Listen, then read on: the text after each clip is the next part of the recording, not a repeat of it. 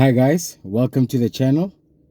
Today we're going to review Dragon Ball Z, Dragon Ball Super. This saga picks up right after the Buu saga, where in our first scene they give us a recap about how they fought Majin Buu, and then the guys used the Z team essentially used the Dragon Balls to wipe out the memory of the entire planet, so that they can forget about the atrocities of Buu. Then we've got our first scene where our galactic deadbeat dead Goku is doing some farming. Then his son, Goten, comes through with some lunch for him. And then the interesting part, of course, Goku thinks it's a freaking school day when it's a Sunday. Just to speak to how this guy is like the worst dad in anime history, And then we get our first introduction to Beerus, I guess our main antagonist. Dude has got like, a line of chefs trying to please his taste with a variety of food. And I will admit, dude, the ability of anime creators to draw food in such an appealing way, I mean, he was poking at that dessert type food he was having, and it actually looked delicious, which just speaks to, the creativity and the ability of these guys to draw. Nonetheless, of course, Beerus then, annihilates half of the planet. For me, there was a bit of overkill. And I think this is the problem that Dragon Ball Z constantly runs into, whereby, everything needs to become bigger and bigger because, they've got an issue with power scaling.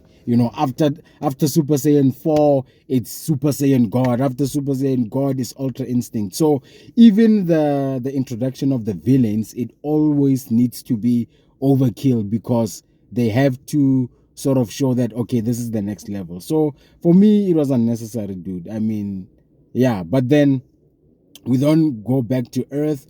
We've got Mr. Satan.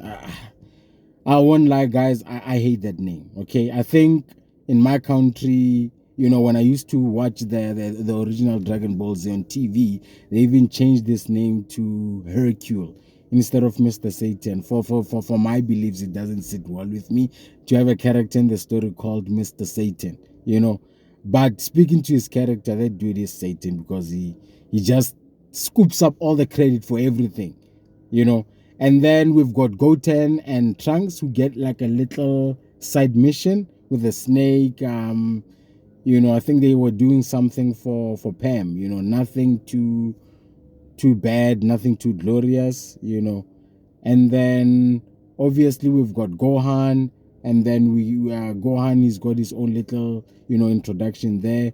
I will say that Gohan, man, his story is so sad, Gohan's story is so sad, man. I mean, I just don't understand how the creators of this series can just take such a great and powerful character and put him in the backseat. I mean, that's a concern of all of us, actually. Dragon Ball Z. That kid was a badass. And then they chose to make him like an academic in this storyline, And yeah, nothing really happens in this episode, which just speaks to how, Dragon Ball Z, they know they've got a strong fan base. They know they've got the catalog, and they air these episodes based on that. They know how to keep us hooked. Whereas if you contrast them to newer anime, newer animations like your Chainsaw Man, Demon Slayer, they usually have a strong antagonist introduction, and then they've got like they'll usually put in like a great fight scene to keep us hooked and so forth. So yeah, but overall it was cool. Nothing grand, nothing too bad. But yeah, that's it for Dragon Ball Z Super. If you enjoyed the video, guys, please like the video and subscribe.